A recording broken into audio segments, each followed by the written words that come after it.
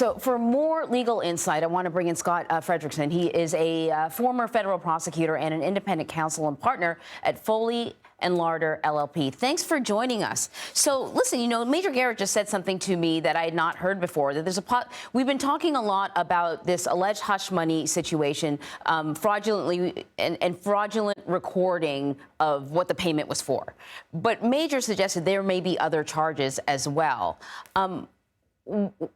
What's your expectation? Is there a possibility that this is beyond this misdemeanor linked to a felony? There may be many other charges? Well, Major Garrett is right on top of these things. Yes, there is a possibility, and those charges could not only include the charges related to paying off the porn star Stormy Daniels and falsifying business records in connection with a campaign violation, but they could also include Trump's business practices and taking of deductions and the way he recorded those.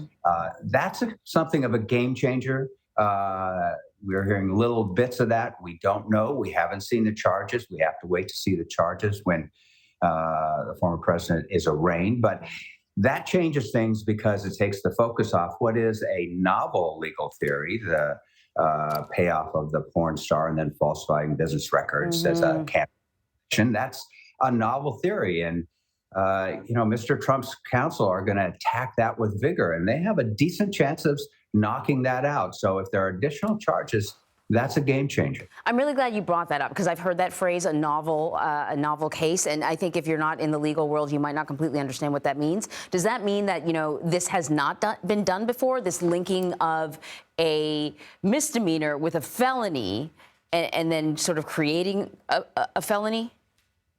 It's complicated, and most lawyers don't even understand it, to be honest.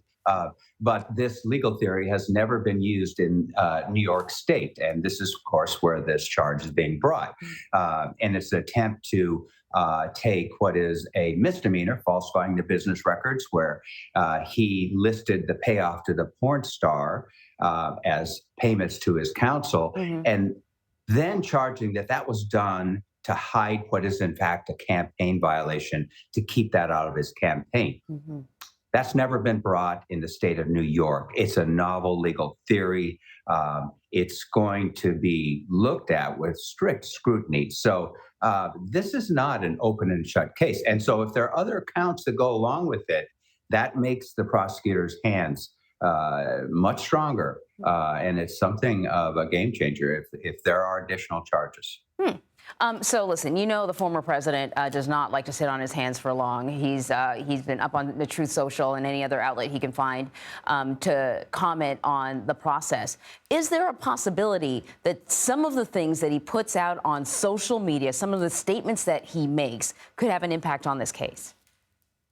Well, there's always that concern when anybody is charged, but here we're dealing with the former president and someone who used media like nobody else did. To the extent his comments cross the line, the judge assigned to the case can issue orders about that. But, there is probably no amount of media that's going to change the high-profile nature of the president and the fact that, that he's been charged.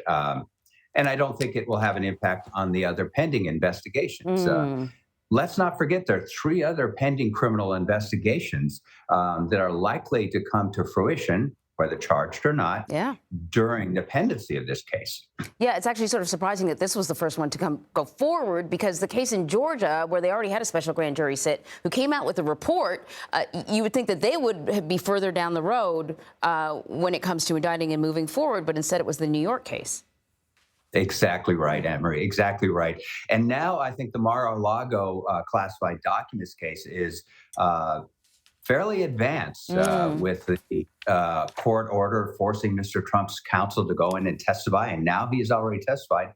We don't know what he said, but that's getting closer to finishing as well. So there's a lot more to come. We have to consider and keep in mind that an indictment is just a charging document. Right. It is the start of the legal process. And now Mr. Trump's counsel are going to have a chance to defend themselves. This will play out. We all need to stay calm and watch this play out.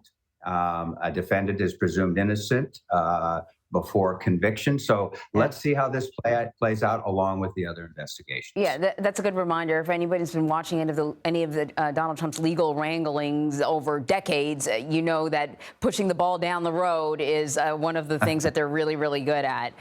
Scott Frederickson, thank you very much. My pleasure.